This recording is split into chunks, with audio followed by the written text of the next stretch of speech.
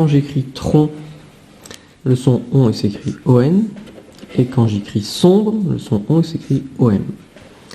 Pareil, tente, tempête, c'est quoi le son qu'on trouve dans les deux? Le son AN. Mais là c'est EN et là c'est EM. Donc des fois on met un N, des fois on met un M. Comment savoir si c'est un N ou un M? Bien, normalement, ce qu'on a appris jusque-là, c'est que c'était un N. Mais des fois, ça dépend quelle lettre il y a après le N. Si après le N, on a un M, on a un B ou on a un P, eh bien, on ne peut pas mettre un N. À la place, on met un M. M, M, MB ou MP. Okay, on n'écrit jamais NM, mais on écrit MM. On n'écrit jamais NB, mais on écrit MB. On n'écrit jamais NP, mais on écrit MP. Hein, à retenir, M, B, P, pour savoir si on met le M avant le N. Alors, par exemple, ici, je veux écrire le mot une. C'est écrit quoi une? Alors là, c'est un M moins N. On va imaginer que c'est un N, une framboise. Est-ce que je vais mettre un N ou un M? Pour le savoir, je regarde quelle lettre il va y avoir après le N, puisque normalement c'est un N. Donc j'imagine que je mets un N. Après, on a un B. Du coup, ça va faire NB. Ça va faire framboise. NB. Et non, NB c'est pas possible, donc à la place du N, je vais mettre un M pour que ça fasse MB. Bon, alors maintenant, si j'écris le mot lancer, je vais reprendre sur une autre ardoise, le mot lancer. Alors normalement, c'est avec un N.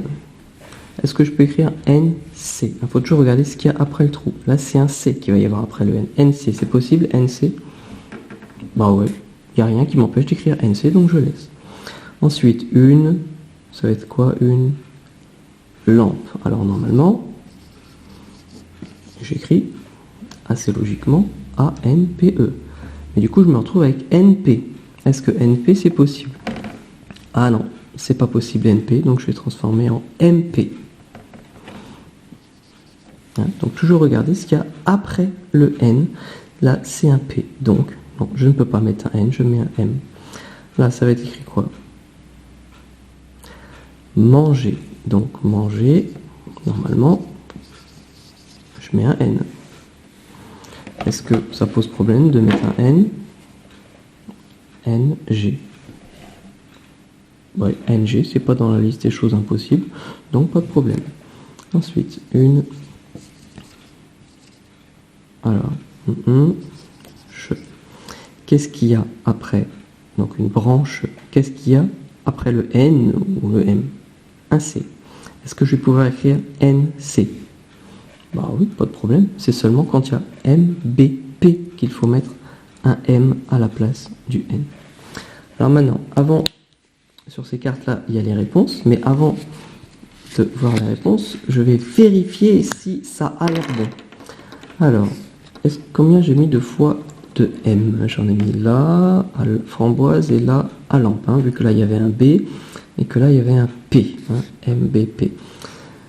Et puis, des N, j'en ai mis 1, 2, 3. Donc, j'ai mis 2 fois des M, et 3 fois des N.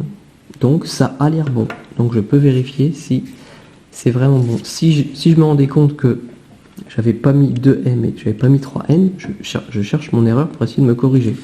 Et à la fin, je regarde, est-ce que c'est vraiment bon? Ah oui, j'ai mis le M, c'était bien là. Le N, c'était bien là. Le M, c'était bien là. Le N, c'était bien là. Et le N, c'était bien là.